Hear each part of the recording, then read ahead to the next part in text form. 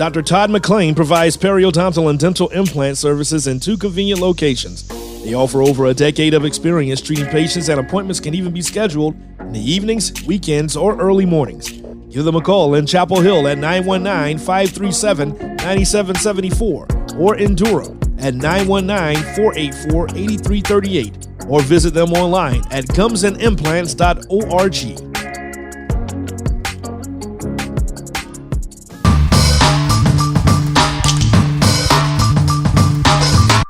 Ladies and gentlemen, thank you for tuning in to this week's edition of Stop, Look, and Listen. I'm your host, LaTroy Gardner. This week, we have a staple in the South Carolina hip-hop community.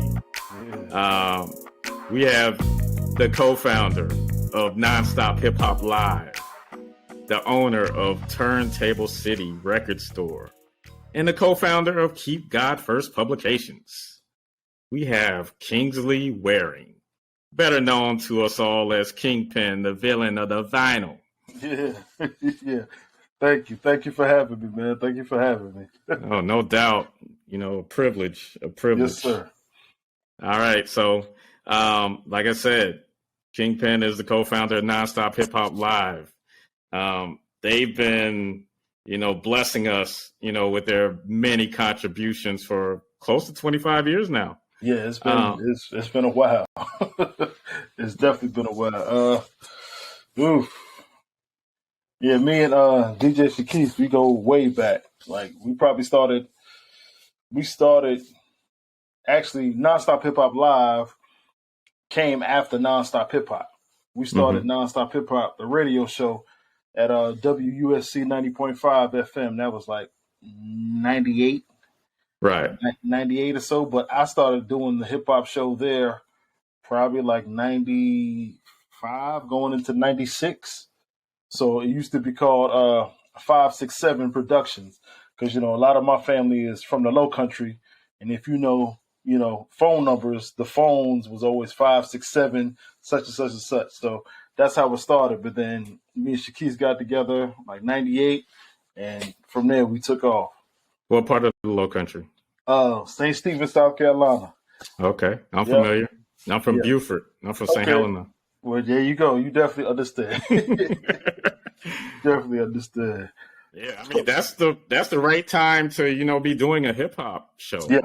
I'm just pretty sure there was endless inspirations as far as the quality of music coming out at that time. Oh yeah, definitely, man. I was born and raised Harlem, New York, but I moved down to South Carolina, probably like right around middle school or so. And, right. That was definitely middle 80s. And, I was in the mix of it, man. Big Daddy Kane and Rakim, KRS-One and all of those, they was real popular at the time. And, I just fell in love with it, man. So, I'm still in love with it, man. I'm always a fan of the music, man. So that's what really got me started, man. Yeah. So, I mean, we all know the 4 core elements of the hip hop culture. Yep. DJ, graffiti, B-boy, MCs. Yep. Why did you gravitate towards being a DJ? I think everybody, if you hip hop, then you've tried it all.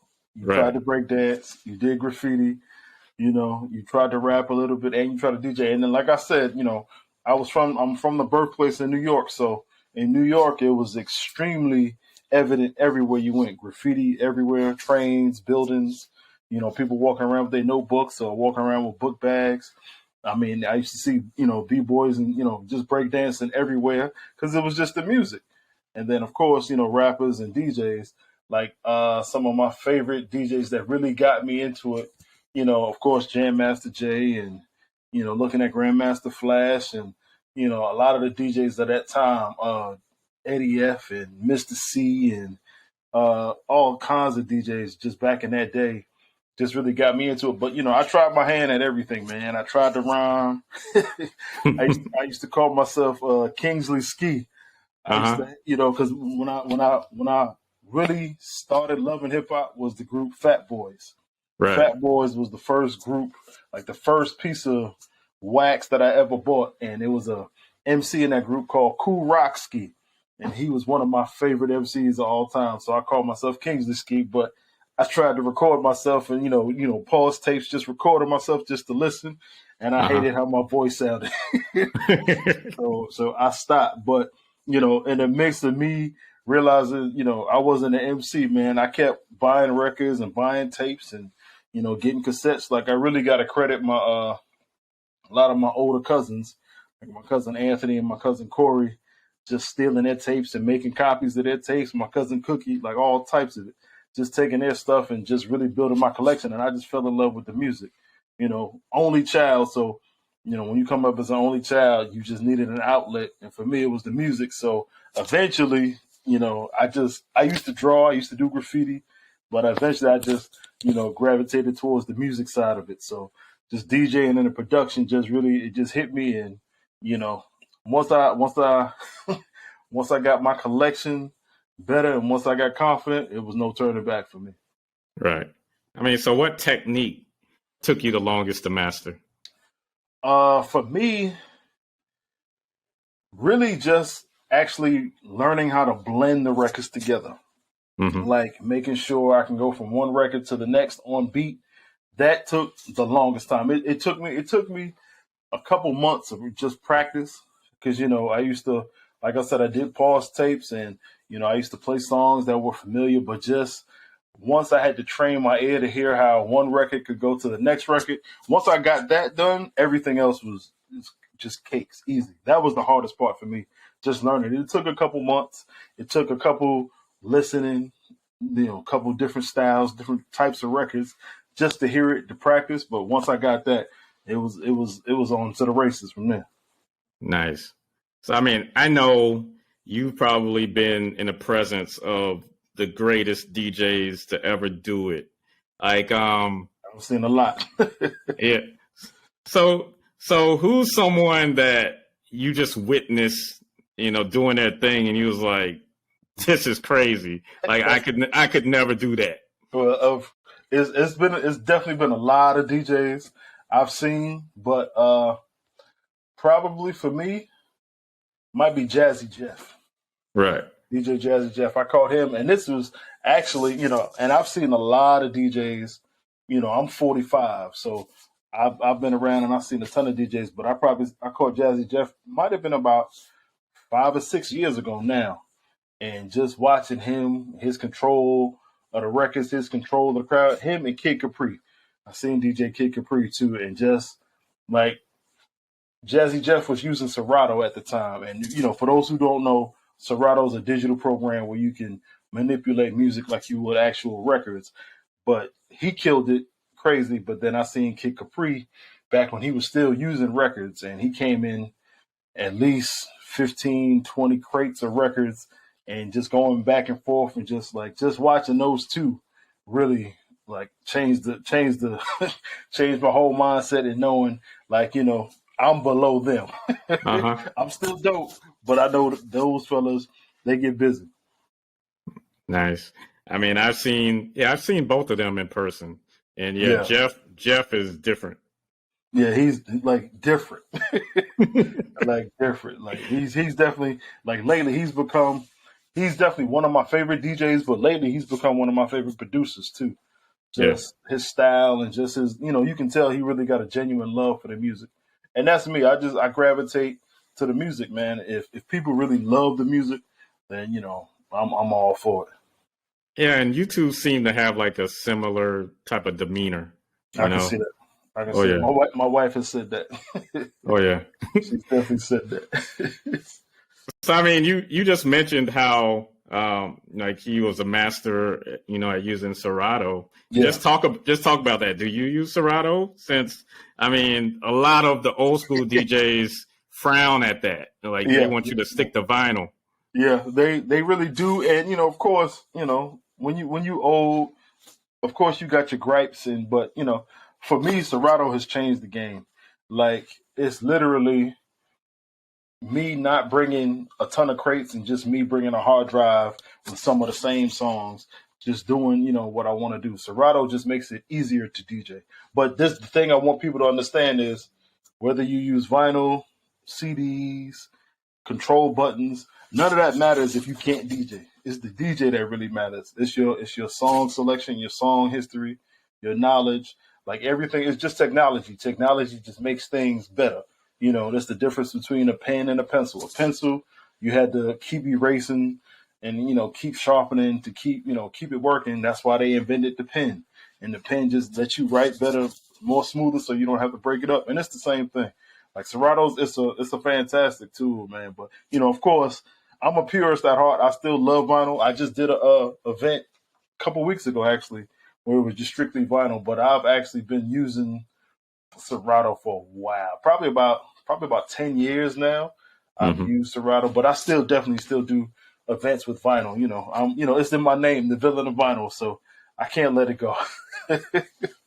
Okay, so how did you get the name Villain of Vinyl? What does it mean? For me, the villain of vinyl is, of course, we hip hop, so everybody comes up with some type of, moniker or whatever. But like I said, I've been collecting records forever, and if anybody knows me, if you really know me, I got a collection that's crazy. Like I started collecting 45s and records, then I have tape collections, like all types of records, and I just been collecting. And whenever somebody needs a record or looking for a sound, whether it's a producer that I know or a DJ or even an MC looking for stuff to rhyme over, a lot of people just call me because they just know I might have the record or I know how to get the record. And I've just been collecting for years, all back in high school and college. Like I remember literally, I used to work at Papa Jazz back in college. I used to walk out of there with records instead of money, man. So I just been collecting so for so long. And then, it just, I was looking for something to separate myself from other people, other DJs. And cause I don't want to be like, I was never one to follow the crowd. I was never one to try to be like another DJ. Like, every DJ I know has their style or should have their own style. There's a lot of DJs who just play what's hot in the clubs or play what everybody wants them to play. And that's good for the time frame. But, I've always been one to try to just separate myself from everybody. And the best way to do it was just, making sure I knew the music. And for me, knowing the music was through the records. And it's very few records that I don't have, hip hop wise, even soul wise. And it's a ton that I still do need, but, just learning the records. So I just called myself the villain of vinyl. It just flowed better. And, I just loved it. So it was either that or I was going to call myself the spectacular one. But the villain of vinyl, it just sounded better for me. And of course, I think if you're a hip hop head, you're a huge comic book fan, like, or cartoons. I came up on Transformers and, Thundercats and, all that type of stuff. And it was always the villains, like the Decepticons. They was always the best, the best to me. So the villain of vinyl just fit. Right. All right. So, continuing with your prowess of, collecting, let's just talk about the art of digging in the crates and how it may be a conflict of interest because you own a record store. Like, do you sometimes get orders in and you just be like, I'm gonna keep this for myself, or do I just put it out on the shelf for a few days and if nobody snatches it up, then it's mine? It really just depends because it's definitely a struggle some days. Some days I get some great collections and I know the records and I'm like, man, I really want to keep this record. But then when I go home, I find out I might actually already have the record. So a lot of times the best thing for me is just if I see a record that I like, just to wait, go check my collection first. And then if I got it, then I'm good. I can sell it. But if I don't have it and I really need it, then I'm adding it to the collection. So that's the beauty of owning a record store because I get first dibs on everything that comes through. So there are tons of records that come in that really have not seen daylight here at the store. There's tons. I get collections with probably 200-300 records. Probably 3 or 4 of those records are ones that I really need. They coming home with me and the rest just goes out. So.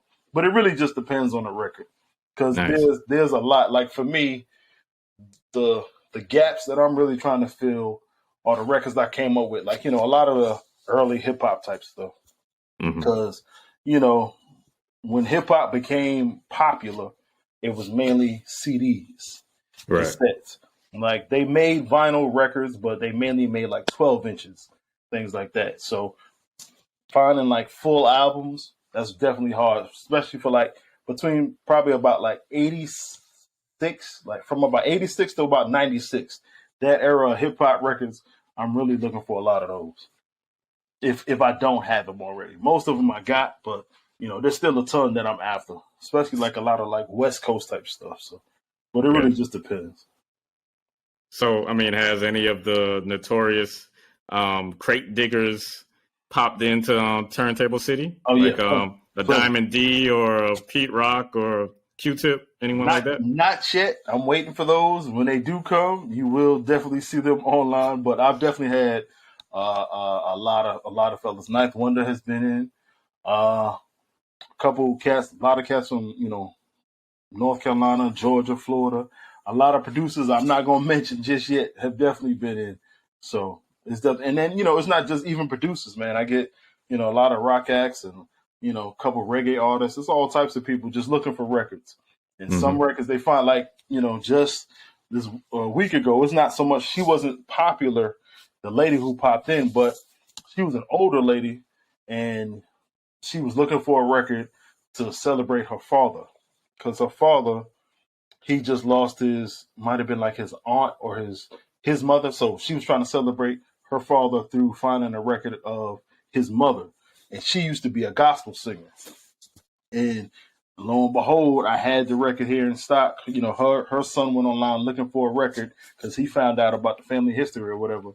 Found out that I had the record, and she just popped in. And she was like, she was looking forever because her father's getting up in age, and she just wanted to make sure that he had a great Christmas this year. So it's stuff like that that makes me keep doing what I'm doing, man. Yeah, nice. Well then, let's go all the way back. Let's talk about the WUSC days and how did you meet Sherrard Duval, aka Shakis the Beast, and how did you two form this memorable, long-standing partnership? Man, we just clicked. I used to, and if you went to USC back with me, back when I used to have a lot more hair. I used to have huge afro and braids back in the days, and then I used to always walk around with headphones on my head. So I always had that's when you had Walkmans. So I always had tapes in my bag, and I had my headphones, and then me and him used to just see each other in passing because we both graduates of USC. So just to see him in passing, just speaking, just what's up or whatever. But then like I said, I started doing the radio show like 95, 96, and then he was DJing, doing his thing. I had no idea he was DJing, but he was doing his, I was doing mine, and then when we were at USC. I think he came up to like an interest meeting, and he found out, that, there was actually a hip hop show already running, and, me and him just clicked like that. We got together, we sat, we chopped it up about music, and, after that, from the first show, we was on. Like, and this was, like I said, this was like early 98, had to be like probably January 1998. So it's been a long time. So did you two like kind of have that same drive when it comes to I guess building that South Carolina or Columbia hip hop infrastructure and like getting guests on the shows and then taking it up to another level and promoting events and a lot of that stemmed from just the radio station, because when you do radio, you get music from everywhere, and we used to get music from all over the country, but we also used to get like CDs and tapes from local artists just trying to get their music out there and heard. And then we started thinking like, man, what would be dope? What would be dope is if we could, invite local artists up to, come to the radio, do interviews and stuff. And we started doing a lot of that. And that stuff got real busy doing just, inviting all different types of artists, like from all over the state, like, artists, different DJs. Like we've had B Lord up there, we've had Scissorhands, Shakim, all type, just DJs from all over, even Prince Ice, DJs from all over the state just coming to rock, and MCs just coming to rock. And we was like, man, the vibe was so dope inside the studio. We was like, man, we got to find some place to actually do this so everybody can see it, not just the people who listen to us, but at least try to create some type of platform for everybody else. And from Nonstop Hip Hop, the radio show was from like 98 till about 2002, 2003-ish. We were doing that, and in the midst of doing a radio show, we were just getting offers from other places who just were looking to do stuff. And, we decided, we went to like group therapy, and we did shows at the Elbow Room, down to 5 Points.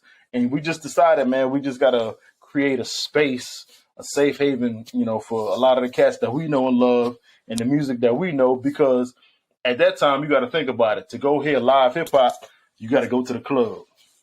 And you got to go to clubs, you got to go to strip clubs. And 9 times out of 10, when you go into the club, you don't want to hear people perform.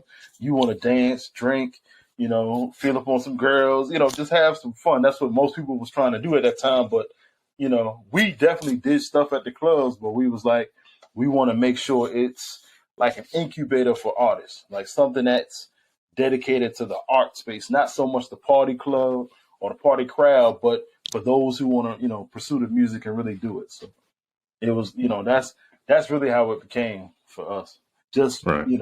Trying to make sure we could provide a space for people. Yeah. And I caught wind of you guys, I'd say like 2002, I guess the tail end of the show. Okay. Because, I was at Winthrop, and, there's a lot of Columbia High and Keenan graduates that went to Winthrop, and Eclipse. I mean, we were college roommates. Okay. So I would come support him, and Will Peasy as well, another college friend. Yeah. So once they said, this place called New Brooklyn Tavern, I'm gonna be performing there. I was like, I'll ride with you. I'll ride that hour and check y'all out, and just built relationships with you all ever since then. It's been a while. Yeah, that's what I'm saying. That's like over 20 years, man. That's like 2 decades. So that's a very long time. But it was just taking what the radio show was and putting it live on stage, basically. That was really the whole goal. And the best way to do that was to get the homegrown talent. So we've all types of artists, like Priest Jacobs, when Priest was like 14, 15, like he had his first radio appearance on our show, and, like it was really giving Prince Ice an opportunity to rock the way, because Ice, if you know DJ Prince Ice, he's the foundation of South Carolina hip hop, period. I don't, when it comes to hip hop on the radio, you've heard it from Prince Ice, and just giving him an opportunity, because me and Shaquise both grew up listening to him on the radio, and just giving him an opportunity just to do what he wanted to do, just to shine, just to see his skills and see how he does it. That was, that's like when you meeting your idols, man, meeting your heroes. So it was just good that we had a space that we could do that. And so it just blossomed from there, man. Like, we've had hundreds, if not thousands, of artists on that stage, man. Or just DJs, and just, it's been all types of people. Oh yeah. Just touch on, building those relationships, like you said, with the power players in the industry, the city of Columbia. I mean, as we, touch on the Love, Peace, and Hip Hop Festival. Oh yeah. And then just the venues and artists looking to get some shine. Just talk about being, the conduit for all of this amazing music and love to be shared. Well, like, I don't know. You ever heard of Lyricist Lounge? Oh yeah. Okay. So the TV show and all that. So in New Ruckus York, Records. Yeah. So Lyricist Lounge was basically like a melting pot for all up and coming MCs trying to get their music heard, and that's basically what Nonstop Hip Hop was for South Carolina. It was just basically an opportunity to give MCs, DJs, breakers, graffiti artists, people who just loved hip hop culture, just giving them a space in the venue to express themselves. Because, you know, you go to the clubs now, people don't even dance. People are just on their, you know, phones, you know, drink in the hand. You know, it's not even a party vibe. People are just hanging out. But ours was more like hanging out too, but you also had artists that can come and perform. You can see live performances because, you know, Columbia is rock. It's rock. It's just a rock city. And, you know, there are very few places, especially now, which is crazy, that even want hip hop in the building, which makes no sense. You know, if you think hip hop, people always assume, you know, some type of violence and things like that. But, you know, at a Nonstop show, man, I can count the number of times on my hands we had fights or we had altercations. It's definitely less than 5, man, you know, throughout the whole year. So it was just something we felt needed. You know, we just needed a place that, you know, people like you and me, people who may not have ever been on a stage, may not ever get the opportunity to perform on stage because, you know, everybody's dream is to be the biggest rapper or the biggest DJ in the world. And, you know, when life hits, responsibilities hits, you know, stuff like that may never happen. So we just wanted to make sure we gave cats an opportunity to say, yo, I don't know about you, but I know how to perform. I know how to, you know, control a crowd. I know how to, you know, produce. I know, you know, I know stage and crowd control and engagement and stuff like that. So we just wanted to make sure, you know, we gave a safe space for people to do that, man. Mm-hmm. And would you consider the Love, Peace, and Hip Hop Festival like the pinnacle, like the ultimate accomplishment as far as being able to, you know, have a event that is supported by the city, Oh yeah, you know, for multiple days and attract, you know, a Rakim, a KRS, a Kane, a MC Light, you know, Sugar Hill Gang. Yeah, it's been a lot. Yeah, man. You know, the Love, Peace, and Hip Hop Festival really came about because we knew, you know, I'm 45. Like I said, I'm a father. Shaquisa's father. And my man Fat Rat Dizal, you know, he's a father too. And we wanted a place where hip hop could represent all the different levels, the different generations. Because now, you know, next year, hip hop's 50 years old. You know, you know, and that's a long time. So, you know, 50 years old means there are people who started it. There's people who've been in the groove, and there's people just getting started. So it's different generations. And Love, Peace, and Hip Hop just started because we just wanted a safe space for people who loved hip hop, regardless of the generation. You know, if you're old school, new school, true school, we just wanted a place where everybody could enjoy it. And all Love, Peace, and Hip Hop is just Nonstop Hip Hop live on a grand scale. It's the same process. You know, we were using some of the same tools, some of the same tricks, some of the same, you know, even some of the same performers, just making sure it was just on a bigger scale. You know, more people were able to see it and really see hip hop in all its elements in its true form. So we were definitely proud doing that, you know, and who knows, we're creeping up on the 10-year anniversary. I think this might actually be the 10-year anniversary because the first one was 2012. So it's possible we may do something soon with it. Okay. So I had went to an event at New Brooklyn Tavern, you know, around Thanksgiving that you plugged me into. Yeah. It was like Fat Rat's showcase. Yeah. And me and Shaquise had a moment with Eclipse. And Shaquise mentioned that he was retiring from DJing. Yeah, he's been retired for a while. Yeah.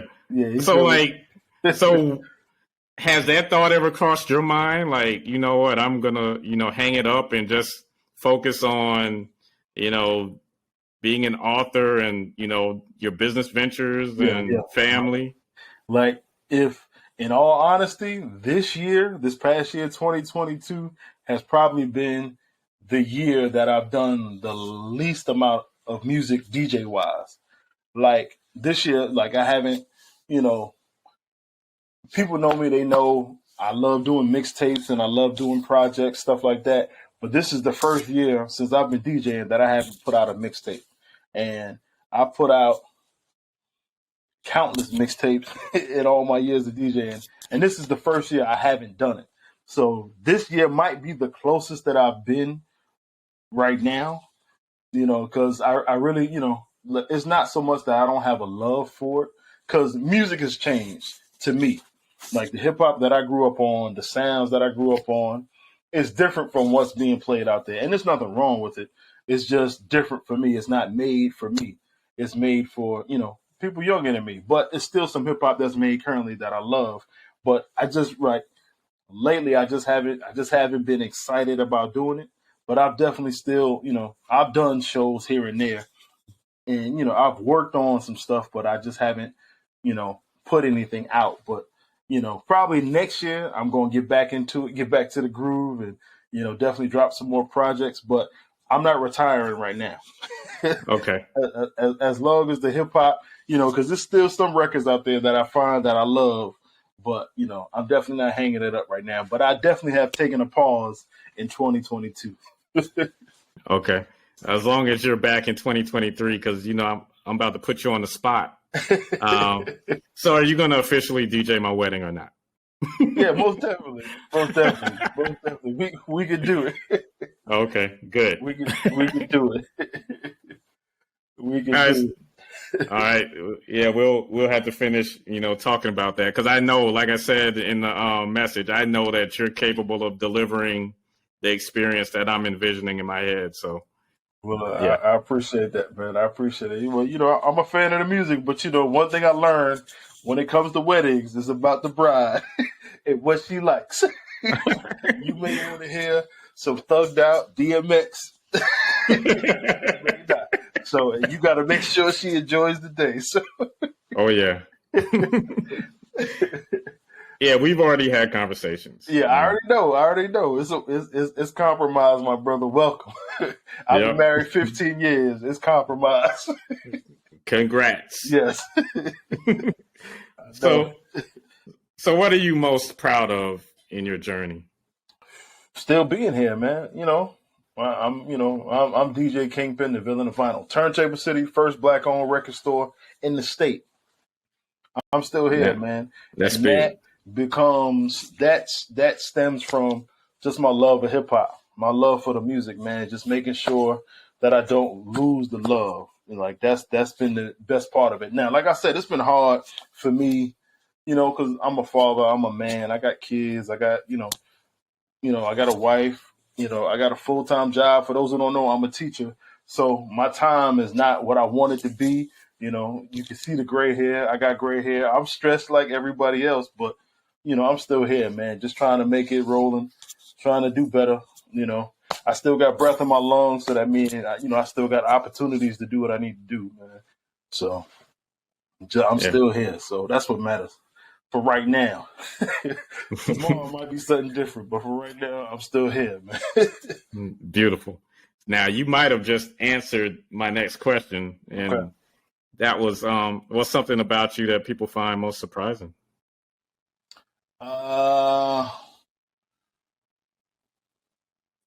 That I'm just real laid back. I'm not, I'm a very few people. This is just me talking now. You got to ask people, but very few people can say that I've been a burden to them. Like, I'm always a real laid back, real calm, real cool guy. I'm never one for the rah-rah type stuff. I try to keep foolishness away from me. Now, if it comes, then, we handle it, specifically, but I try to be peace with everybody, cool with everybody. I'm not big on enemies and big on negative stuff.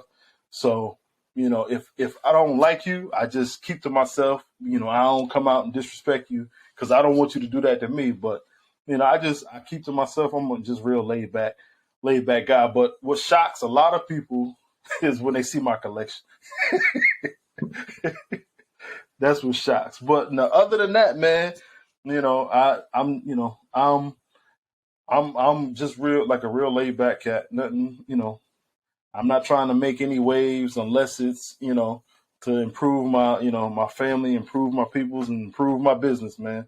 Anything outside of that realm, if it's going to bring me foolishness, I don't want to deal with it, man. Okay. I mean, I don't even really think that's a surprise, but Yeah. I know. yeah. But that's what I'm saying. Like I try to be straightforward. Like, and that's, for me, I play it close to home, man. I have a lot of people, like I know a lot of people, but I play it close to home, man. Not, it's not, I don't call everybody my brother. Like, to be called my brother, that for me, that's important. Like, that means I'm here for you, and that means you're there for me, man. So, Right. you know how some people just friends with everybody. So, but for me, I just try to be peace with everybody, man. I just try to be cool, do what I got to do, man. That's the right approach. That's it. All right. So as we prepare to close, yes, sir. What does it mean to be Black today? Right now. Right now in America? Aware. it honestly is, and this is,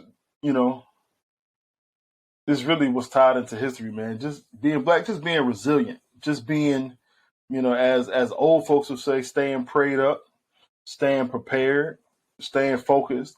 And I think for me, because I'm a high school teacher, so I see a lot of the foolishness like our children are dealing with, man, and they just distracted. Like, they distracted from what it is that really matters and what it is they need to focus on, which is their future and their family, man. But I think for us as Black folks, we gotta get rid of this fog, man. It's a lot of stuff in our way. We really got to get back focused, man. Just get focused. Like, I see kids, like, for example, I gave my kids an assignment. They had to record a video explaining the digestive system. And these are seniors. These are honor students. So, if you're a senior and you're an honor student, that means you should be able to explain yourself.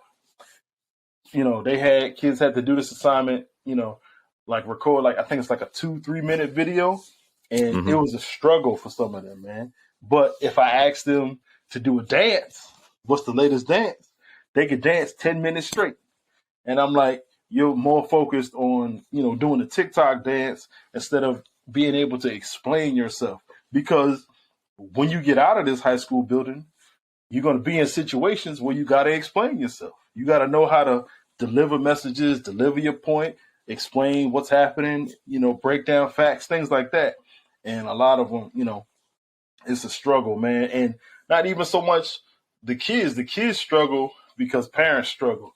Man, I see, I don't know how many parents I know buying kids new phones, new sneakers, new hair, and kids are failing. Like literally failing 2, 3, 4 classes. I know when I was coming up, I couldn't do that. And then expect to get stuff on top of it. Nah, man. So really, I think for us right now, we got to get our priorities in order, man. Get straight. Get back to family. Get back to just being focused on what's better, man. So I really think we distracted nowadays. So that's, if anything, that's me. Okay. So, great. But I don't know. Who knows? I don't know everything because, ain't nobody perfect. Because I was definitely young and dumb for a while too. So. Oh yeah. I say into my mid-20s. Exactly. So, and that's what I'm saying. It's just experience. You gotta, life experiences does it, man. So, but it was a time, certain things you knew you could do and certain things you knew you just shouldn't be doing. So it's different now. Right. All right, Kingpin. Yes, sir. Feel free to plug whatever you need to plug. And, if you want to leave us with a parting shot, you can do that too. Well, definitely, man. I definitely appreciate, Riverside. I appreciate you, Troy. Appreciate all the love and support over the years, man. You definitely been riding with us, holding us down for years. And we definitely appreciate that, man. But, for the people out there, I'm DJ Kingpin, the villain of vinyl. If you can see my tag, my social media is DJ Kingpin VOV. The VOV stands for Villain of Vinyl. Founder, Nonstop Hip Hop. Founder, Nonstop Hip Hop Live. Founder, Love, Peace, and Hip Hop. Founder of Keep God First Publications. I put out a book probably like 2 years ago. I need to get back to writing. So definitely we'll have some more of those coming. My wife, she's an author. Royal Statements, check her out. But, owner of Turntable City, man, I'm just here living, just trying to survive and do my thing and help my people, man. All right. So, I mean, like I said, I thank you for all of the blood, sweat, and tears you've, poured into this, culture of ours. Yeah, man. And, I appreciate it. And I mean, providing that spotlight for, many that just had, as J. Cole would say, $1 in a dream. Yeah. But then also like not limiting it to just, the music and the fun aspect, making sure that, as KRS said, you must learn. Yeah. Having that educational component. Definitely. That makes a huge difference, man. Because, it's like, and this is the thing I really want people to understand before you stop. When it comes to music, it's ours. All music you think of, from rock, soul, jazz, blues, reggae, hip hop, classical, any music you can think of began with people who look like me and you. And the fact that music looks like us, we need to know things. We need to know the business. We need to know how it's structured. We need to know, we need to be in positions of power, man. We can't expect everybody else to dictate to us something that we create. Like, that just makes no sense. Like, that's like me walking into your house, telling you how to paint your walls, telling you how to cook your food, or, like, we just got to take more responsibility for what we create and for how it's presented to others. No. I think we'll end on that note. I didn't mean to cut you off, but I was like, that's one of the main reasons why I started Turntable City. Because you go to any record store, you see people selling our music, but you don't see people like us. Right. So exactly. I want to balance the scales a little bit. Oh, well, I mean, we need that. Yes, we need to see people that look like us in any and every nook and cranny of this world. Exactly. I don't care if it's veterinarians. I don't care if it's managing like custodial duties, running hotels. I don't care. We need to have people that look like us in control. Yeah, I agree. But yeah, Kingsley Waring. Yes, sir. Nonstop Hip Hop Live. Yes, sir. Turntable City. Yes, sir. Keep God First Publications. Teacher, author. Yes, sir. Hip hop ambassador. And last but not least, the villain of vinyl. Yes, sir. I appreciate you, man. Yep. And for Stop, Look, and Listen, I'm your host, LaTroy Gardner. See you next week. Peace and blessings. Peace.